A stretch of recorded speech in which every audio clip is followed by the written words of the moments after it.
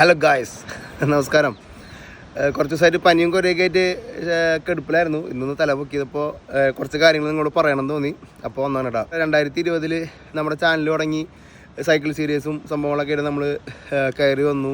അത് കഴിഞ്ഞ് നമ്മൾ യാത്രകൾ, വലിയ വലിയ യാത്രകളൊക്കെ നടത്തി.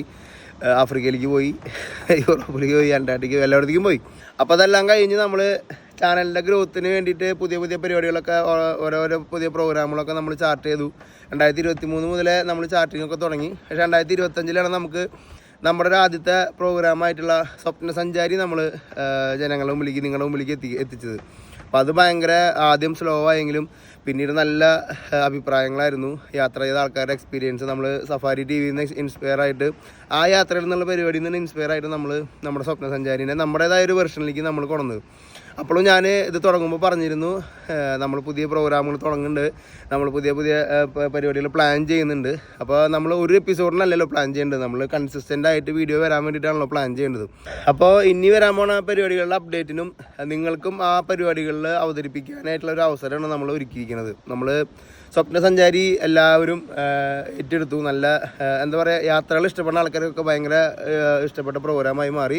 ഒപ്പം തന്നെ നമ്മൾ പുതിയൊരു പ്രോഗ്രാമായിട്ടുള്ള സ്ട്രീറ്റ് സഫാരി, നമ്മുടെ കൊച്ചു കേരളത്തിൽ യാത്രകളെ കുറിച്ചിട്ട് ആൾക്കാരുടെ ചിന്തകൾ, അല്ലെങ്കിൽ അവരുടെ യാത്രകളെ കുറിച്ചിട്ട് നമ്മുടെ ജനങ്ങൾക്ക് പറയാനായിട്ടുള്ള ചിന്തകൾ പറയാനായിട്ടുള്ള ഒരു ചെറിയൊരു പ്ലാറ്റ്ഫോമായിട്ടാണ് നമ്മൾ ഈ സ്ട്രീറ്റ് സഫാരി എന്ന പ്രോഗ്രാമിനെ വെക്കുന്നത്. അടുത്ത ദിവസങ്ങൾ അതിൻ്റെ ആദ്യത്തെ വീഡിയോസൊക്കെ വരും.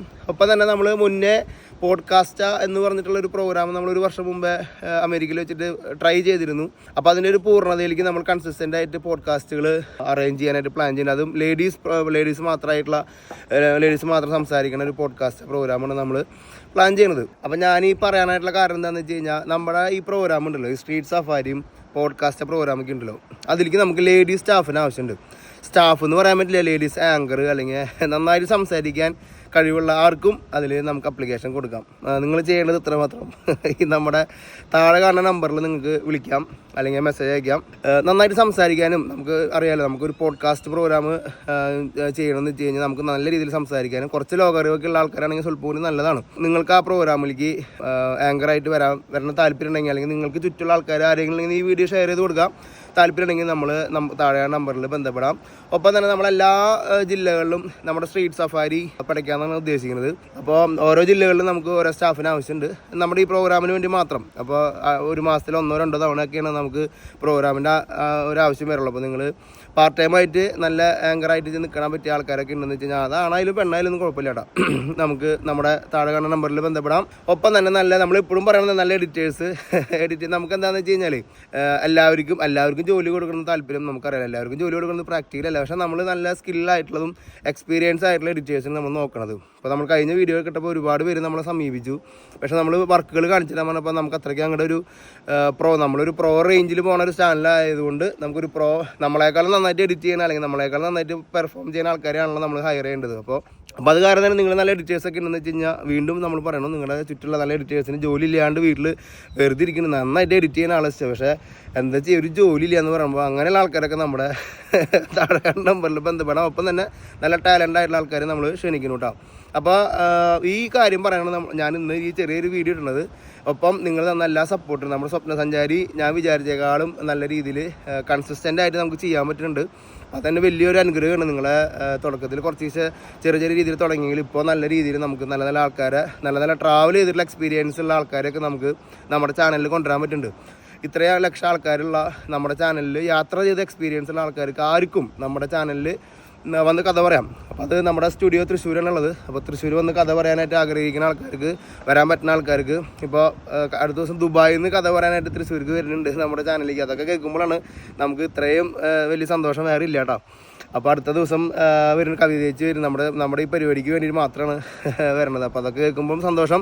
അപ്പം അങ്ങനെ നിങ്ങൾ ലോകത്തുള്ള എവിടെയാണെങ്കിലും നിങ്ങൾക്ക് നമ്മുടെ ചാനലിൽ നിങ്ങളുടെ യാത്രകളിലെ കഥകൾ, യാത്ര ചെയ്തിട്ടുള്ള എക്സ്പീരിയൻസൊക്കെ നമ്മുടെ പ്രേക്ഷകർക്ക്, നമ്മളെല്ലാവർക്കും വേണ്ടിയിട്ട് ഷെയർ ചെയ്യാം. അപ്പോൾ അതിന് നിങ്ങൾക്ക് താഴെ കാണുന്ന നമ്പറിൽ വിളിക്കാം.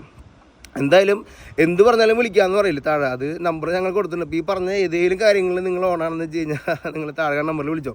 അപ്പോൾ എന്തായാലും നമ്മുടെ കരീബിയൻ യാത്രകൾ ഇങ്ങനെ പൊരിച്ചുകൊണ്ടിരിക്കുന്നത്. കണ്ടിന്യൂസ് ട്രാവലാണ്. അപ്പോൾ അത് കാരണം എനിക്ക് തോന്നുന്നത് ചെറിയ പനിയും കുറേ കിട്ടിയത്. അപ്പോൾ അത് കഴിഞ്ഞ് നാളെ തൊട്ട് നമ്മുടെ ബോബ് എപ്പിസോഡ് വരുന്നുണ്ട്. ജമൈക്ക് നമ്മൾ അടുത്ത രാജ്യത്തേക്ക് എത്തിയിരിക്കണം. അപ്പോൾ അതിൻ്റെ വീഡിയോസ് വരുന്നുണ്ട്. നമ്മൾ ഇപ്പോൾ 63 രാജ്യം എന്നുള്ളത് ഈ ഒരു കരീബിയൻ യാത്ര ഫിനിഷ് ചെയ്യുമ്പോൾ നമ്മൾ മിനിമം ഒരു 80 അല്ലെങ്കിൽ 75 കൊണ്ട് നിർത്തണം എന്നാണ് നമ്മുടെ ആഗ്രഹം. നമുക്ക് നോക്കാം. എന്തായാലും 100 രാജ്യം തികയ്ക്കാമെന്നുള്ള 2025 തികയ്ക്കാൻ പറ്റുമെന്നുള്ളൊരു പ്രതീക്ഷയിൽ പോകണമെന്ന് അറിയില്ല. കഴിഞ്ഞ വർഷം നമുക്ക് തീരെ ട്രാവൽ ചെയ്യാൻ പറ്റിയില്ല. ഈ വർഷം നമുക്ക് ട്രാവൽ ചെയ്യാൻ പറ്റട്ടെ. നിങ്ങളെല്ലാവരും അനുഗ്രഹിക്കുക, സപ്പോർട്ട് ചെയ്യാം. നമ്മൾ പറഞ്ഞത് മറക്കണ്ട. നമ്മുടെ സ്വപ്ന സഞ്ചാരി പ്രോഗ്രാമിലേക്ക് എല്ലാവരും സ്വാഗതം ചെയ്യണു.